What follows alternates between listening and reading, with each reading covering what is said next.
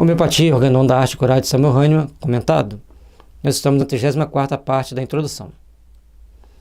Este é o nosso Organon, devidamente comentado, expandido para que a gente possa entender melhor as colocações de Hahnemann. Ele é, na verdade, enantiopático. Mencioná-lo-ei novamente no texto do Organon, parágrafo 59. Porventura ela pode, alguma vez, suprimir a debilidade tão frequente do corpo, produzida, mantida ou agravada por uma doença crônica, por meio do evanescente vinho do Reno ou pelo generoso vinho de Tokai, como já tentou inúmeras vezes? Esses eram remédios que eles empregavam na época. Com isso, as forças só declinavam progressivamente, porque a causadora da debilidade, a doença crônica, era impossível de ser curada por ela. A doença crônica, respeitamos todas as terapias, mas só a homeopatia trata e cura. Ou melhora a qualidade de vida da pessoa, como queiram. E tanto mais intensamente quanto mais vinho o doente era persuadido a tomar, mais a força vital opõe à excitação, às excitações artificiais, um relaxamento na ação secundária. Então a pessoa tomava aquele vinho, ficava excitado naquele momento, depois ele ficava mais debilitado. Ou a casca de quina e outros mal compreendidos ambíguos, também prejudiciais, amara, restauram forças em casos tão frequentes quanto esses.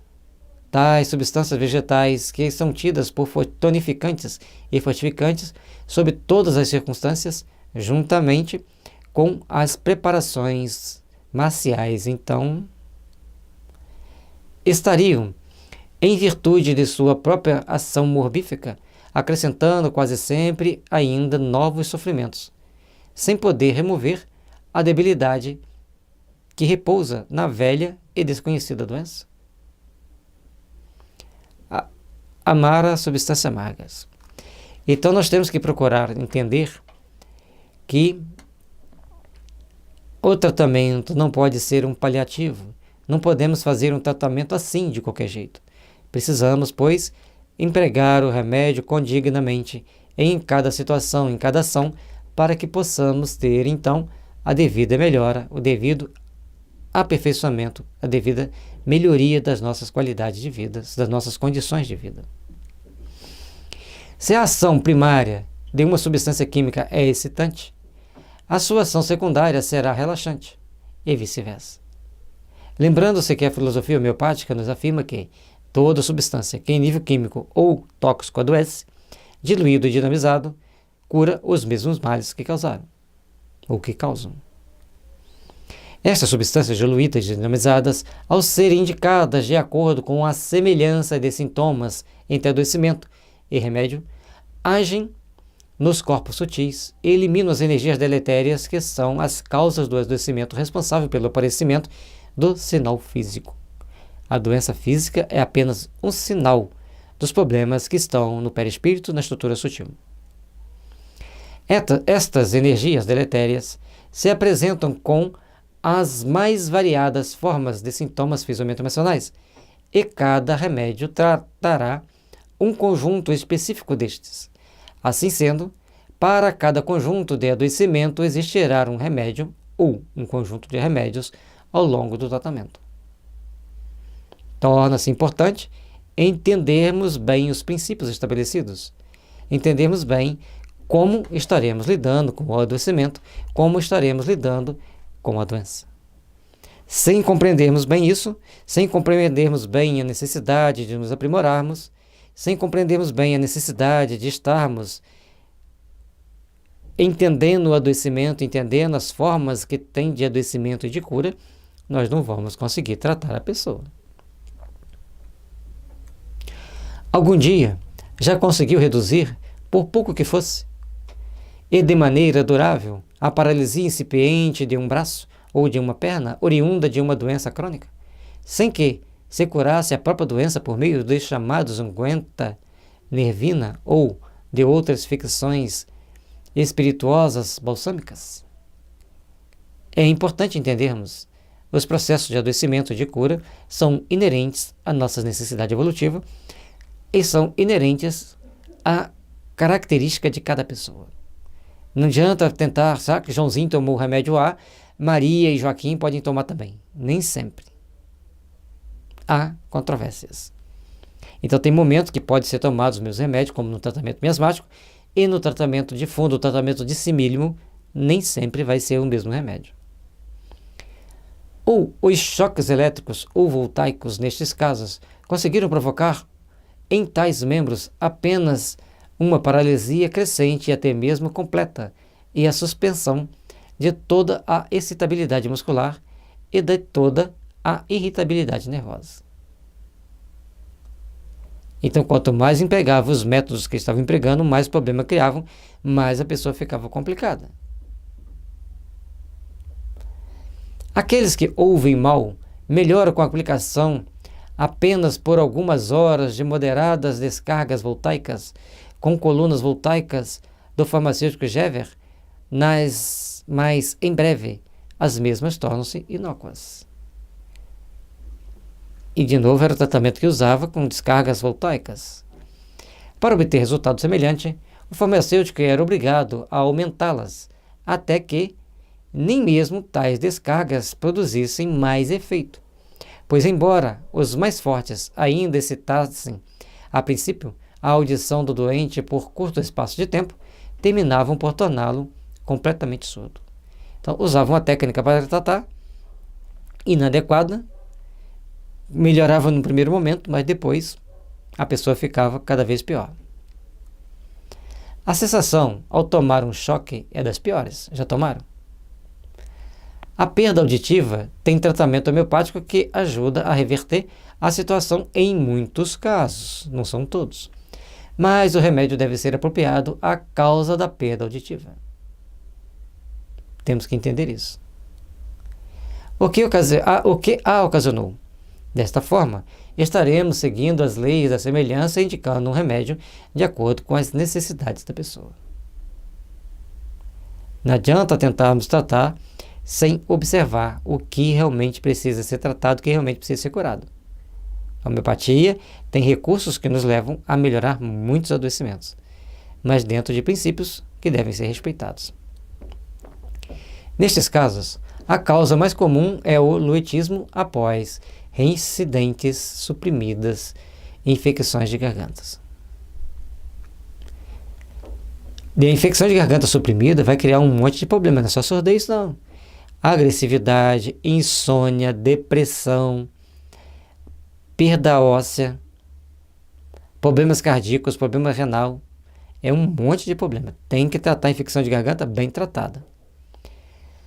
Os louvados excitatia e afrodisíaca, como o âmbar, mir stins, as tinturas de cantáridas, as trufas, o cardamomo, a canela, baunilhas, não terminam por produzir a completa impotência, a capacidade reprodutiva progressivamente enfraquecida, na base da qual sempre esteve um miasma crônico despercebido.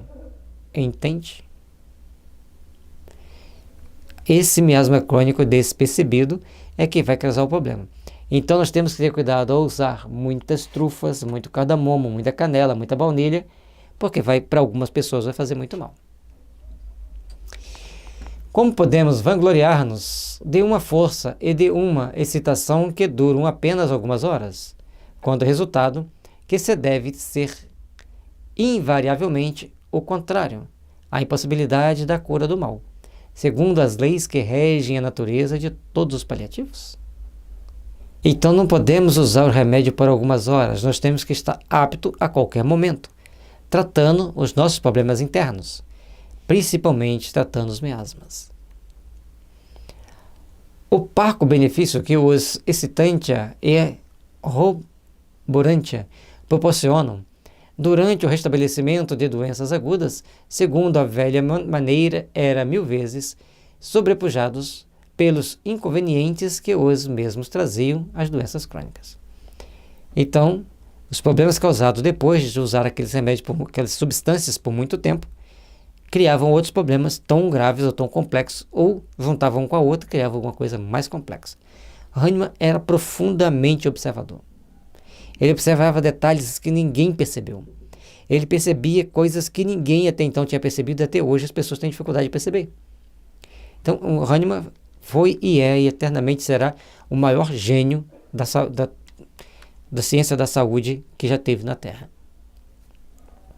Quando ingerimos uma grande quantidade de uma substância química natural ou artificial devido à dificuldade do nosso organismo em eliminá-la, esta substância cria em nosso organismo, inicialmente, uma primária, mas após algum tempo de uso, provoca uma reação secundária, que é contrária à primeira, que se torna um adoecimento chamado pela homeopatia de patogenesia da substância. Então, nós precisamos entender que os remédios criam primeiramente uma ação primária e depois vem uma ação secundária, inverso da primeira, mais complexa e perigosa. Então, nós temos que procurar entender esses processos, entender esses mecanismos para que a gente possa obter o sucesso necessário àquilo que nós viemos fazer, que é tratar e harmonizar a pessoa. A homeopatia visa harmonizar a pessoa e, com isso, muitas doenças desaparecem. Desta forma, se a pessoa ingerir de forma continuada uma determinada substância por muito tempo, o seu organismo ficará impregnado por ela.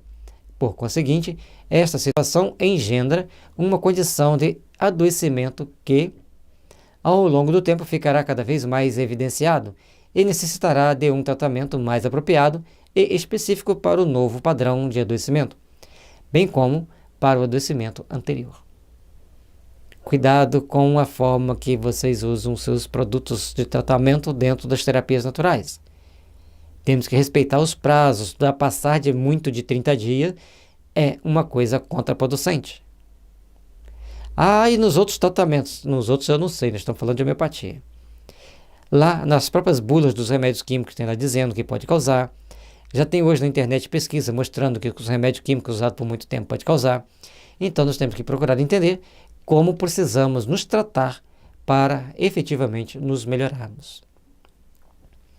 Este entendimento é fundamental para todo homeopata e para quem quer se tratar com a homeopatia. Paz e luz e bênçãos divinas para todos os terapeutas que querem realmente aprender a homeopatia. E para aqueles que não querem também, né? Que nós temos que respeitar o livre-arbítrio deles e pedir paz e luz e bênçãos para que eles possam, então, despertar o interesse da homeopatia, de aprender a homeopatia, de compreender a homeopatia. Homeopatia, organodade de curar comentado. Aqui é a 35ª parte da introdução. Quando a antiga medicina desconhece como proceder com uma doença crônica, trata-se, então, com os seus chamados meios transformadores, alternantia. E, assim, os mercurialia, o calomel, sublimado corrosivo e o unguento mercurial. São seus terríveis meios principais que ela, sem ser nas doenças venéreas, faz agir no corpo do doente de um modo prejudicial, muitas vezes em quantidade muito grande e por um tempo muito longo, até que toda a saúde esteja minada. Certamente, essa prova de grandes alterações, mas que nunca são benéficas, sempre destruindo totalmente a saúde, ao empregar tais metais extremamente nocivos no lugar inexato. A gente vê a história da humanidade, às vezes a gente estuda muito a parte da política, Idade Média, antes da Idade Média, Império Romano, depois da Idade Média, e a gente vai vendo a brutalidade com que os seres humanos se autotratavam. Quanto a gente vai ver a parte da saúde, não era muito diferente. Dentro daquele contexto daquela época, era o que eles tinham, era o que eles sabiam. E nós temos que entender e respeitar por aquele princípio que era utilizado. Quando nas febres intermitentes, epidemias que muitas vezes alastravam-se por grandes países, ela prescreve uma grande dose de casca de quina que, como meio homeopático para a febre, apenas é específico para a febre intermitente dos pântanos, desde que a pessoa atrapalhe o mínimo possível. Então, as febres, quanto menos a pessoa tiver ativa, as febres você tem que tratar com a febre do pântano, a chamada febre amarela, a febre intermitente, era tratada com a casca de quina. Fora isso, não. A velha medicina revela, assim, patentemente sua leviandade, pois as mesmas febres, quase todos os anos, apresentam caráter diferente, requerendo, por isso, quase sempre um outro medicamento homeopático, com o qual é também radicalmente curada em alguns dias, sempre através de algumas doses pequenas. Aí o Hahnemann mostra que as febres eram diferentes em cada época e elas mudavam, então você tinha que mudar o tratamento, tinha que identificar o tratamento. Não dava para ser uma coisa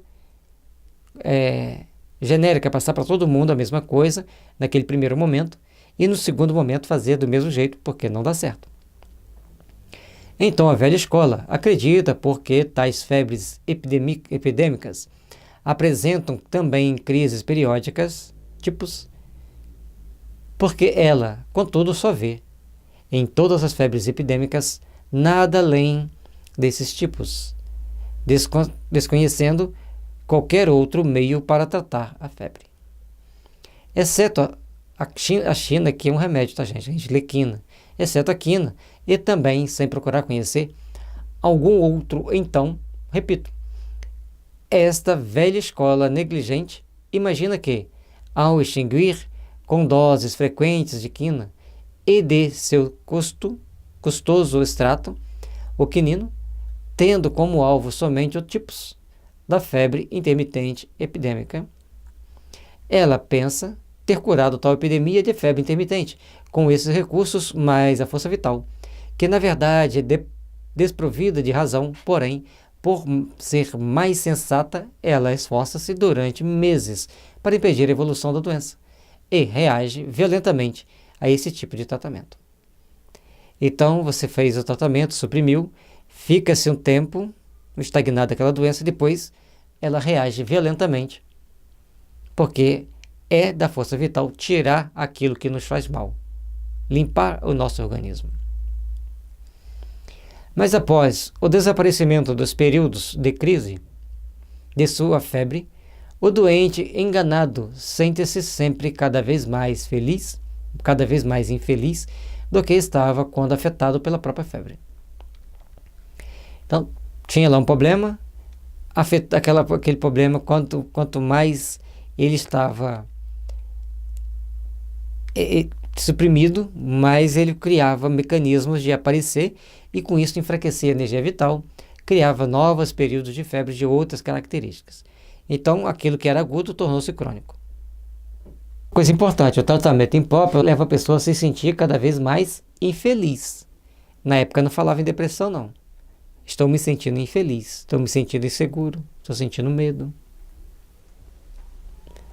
Face pálida, asmático, sentindo uma espécie de aperto nos hipocôndrios, com desarranjos intestinais, falta de apetite, sono agitado, fraco e abatido, muitas vezes apresentando fraco inchaço nas pernas, do ventre e até da face e nas mãos. Então, a pessoa ia ficando cada vez mais fraca, cada vez mais enfraquecida com os tratamentos empregados, e aquela doença que seria aparentemente branda, ela vai ganhando novos contornos, novas características, cada vez mais intensas, cada vez mais fatais. Deixa rastejante o hospital ao receber a alta como se estivesse curado. Então, quase sempre são necessários anos de tratamento homeopático, trabalhoso, apenas para salvar da morte tal doente radicalmente arruinado, curado, artificialmente caquético, sem se cogitar de curá-lo e de torná-lo saudável. Então, quando a pessoa se intoxicava com vários produtos, ou que se intoxica com vários produtos, quando faz várias supressões, você vai gastar vários anos de trabalho, vários anos de tratamento para tentar restituir a saúde? Não. Para manter a pessoa viva e menos caquética possível. Hahnemann descobriu isso tem exatamente 222 anos. E nós estamos aqui ainda lutando para não aceitar essas verdades. Entender o mecanismo do adoecimento e do tratamento pelo prisma da filosofia homeopática leva-nos a compreender a comparação feita por Hahnemann neste parágrafo. Então, entenda o tratamento da saúde pelo prisma da filosofia homeopática, que você vai entender o que o Hahnemann está falando. O tratamento homeopático sempre é bom repetir, visa tratar a causa do adoecimento, que é sutil, e faz desaparecer o sinal físico que chamamos de doença. Ora, se você trata a causa, a doença desaparece, muitas vezes, para sempre, pois com os corpos sutis fortalecidos, cria-se imunidade a ela. Um bom tratamento homeopático cria uma série de vantagens e de qualidades de vida para a pessoa. Quanto à toxicidade, os remédios homeopáticos são diluídos e dinamizados, portanto, não existe toxicidade neles. Mas em cada epidemia precisamos primeiramente repertorizar alguns casos para chegarmos ao remédio ideal, depois sim. Seguiremos com este remédio para os demais, casos semelhantes a estes, mas sempre observando as reações posteriores, pois cada pessoa possui características e adoecimentos próprios. Hoje temos alguns repertórios que nos levam a tratar conjuntos de adoecimentos de uma forma bem caracterizada, sem suprimir, mas criando na pessoa as resistências necessárias. Não pode ficar repetindo indefinidamente, que vai criar patogenesia, como já lemos atrás. Então, mas já existe essa ferramenta que nos ajuda muito, mas existe aqueles casos chatos que você tem que pesquisar mais. Tem que entender outras verdades, outras situações para que você possa tratar. Atualmente, temos vários repertórios que já definem o tratamento para várias doenças, normalmente epidêmicas. E se ocorrer alguma exoneração durante ou após o tratamento de uma doença epidêmica? Você tomou remédio para dengue e aí você começou a ter bronquite. A dengue desapareceu. Um exemplo não muito comum de acontecer, mas é para a gente pensar. Então, o que a gente vai fazer? Vai achar que a homeopatia faz muito mal? A homeopatia vai fazer aparecer os seus problemas crônicos. Então, se você tem um problema crônico, você tomou homeopatia para um problema, aquele que está nos bastidores, ele vai aparecer para ser tratado de novo da forma mais condizente. Isso é absolutamente normal, pois as pessoas são diferentes e apresentarão resultados diferentes. Mas são sempre tratáveis. Embora o objetivo, que é tratar a doença epidêmica, seja alcançado, algumas pessoas podem apresentar exoneração e deverão ter seus novos sintomas reavaliados à luz da filosofia homeopática, conforme veremos nos parágrafos 168, 169, 170, 181, 184, 200 ao 206 e os importantes 151 a 156, para o novo tratamento do seu adoecimento revelado. Às vezes a pessoa sabia que tinha um problema crônico, às vezes ela tentava omitir, ou às vezes ele estava tão latente que ela não percebia. Mas ele foi apenas revelado. Observando esses parágrafos e conhecendo a matéria médica, a gente vai achar realmente o remédio mais adequado à necessidade daquela pessoa, da nova necessidade da pessoa. Paz e luz, bênção para todos nós e principalmente para os grandes trabalhadores e divulgadores da homeopatia no Brasil e de todos os tempos.